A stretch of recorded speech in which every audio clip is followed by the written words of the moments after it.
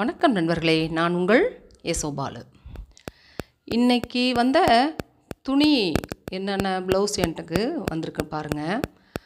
ஒரு lining 2 ordinary ஒருத்தவங்களுது, அடுத்தது இன்னொருத்தவங்களுது 2 ordinary blouse,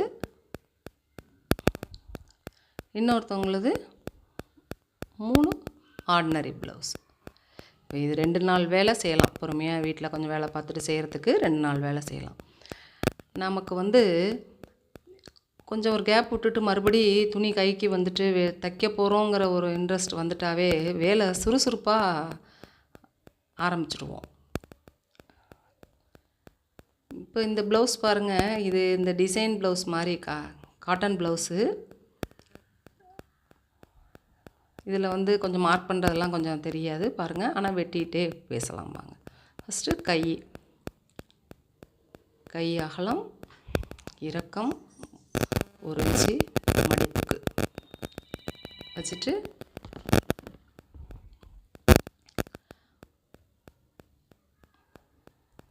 இறக்கத்துலேருந்து சைடில் ஒரு 3.5 இன்ச்சு கை இறக்கத்துலேருந்து கொண்டு வந்து கைப்பகுதியை வெட்டி எடுத்துடுறோம்.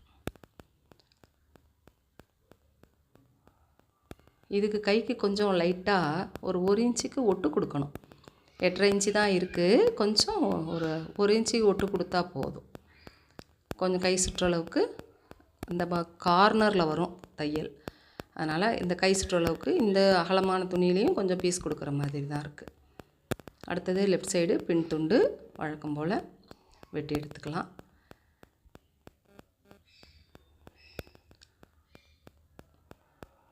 ஒரு கேப் விட்டுட்டாவே, ஒரு 10 நாள் லீவு ஆள் இல்லை பார்க்கல அப்படின்னு சொன்னாவே 2 கஸ்டமர் வர்றவங்க அவங்கள காணான்ட்டு அடுத்த இடத்துக்கு போயிடும்.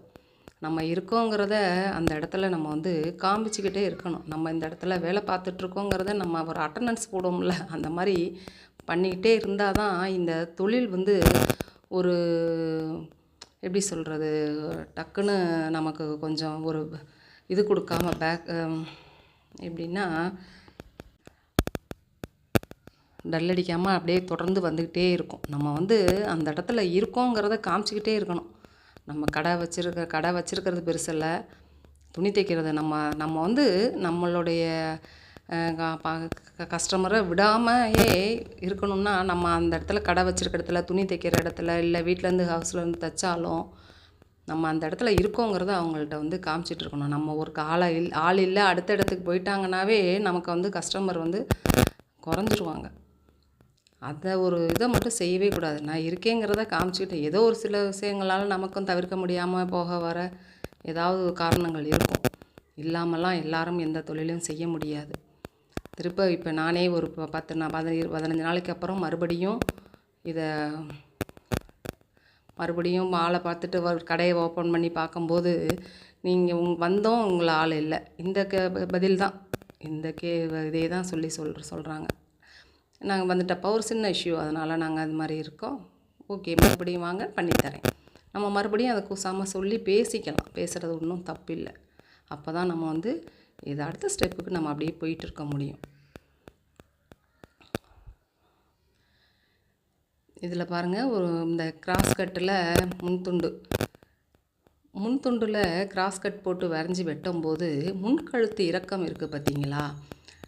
இதில் காமிக்கிறேன் பாருங்கள். எங்களுக்கு நாங்கள் பழகின போது சொல்லி கொடுத்தது என்னென்னா, துண்டு கழுத்து, அதாவது துண்டில் முன்கழுத்து இறக்கத்துக்கு சைடு பாருங்கள் ஒரு 1/4 இன்ச்சு குறைவாக வெட்டிக்க சொல்லுவாங்க. அப்போ தான் இழுத்து போகிற கழுத்து லூஸ் இல்லாமல் கரெக்டாக இருக்கும் அப்படின்னு சொல்லுவாங்க. அந்த முன்பகுதியில் பார்த்திங்களா, பட்டி பீஸ் வைப்போம்ல, பட்டன் பீஸ் வைப்போம்ல, அந்த இடத்துக்கு. இதுக்கு தான் நாங்கள் கற்றுக்கிட்டது. பாருங்கள் நண்பர்களே, உங்களுக்கு பிடிச்சிருந்தால் லைக் பண்ணுங்கள், ஷேர் பண்ணுங்கள், கமெண்ட் பண்ணுங்கள். நன்றி நண்பர்களே, தேங்க்யூ.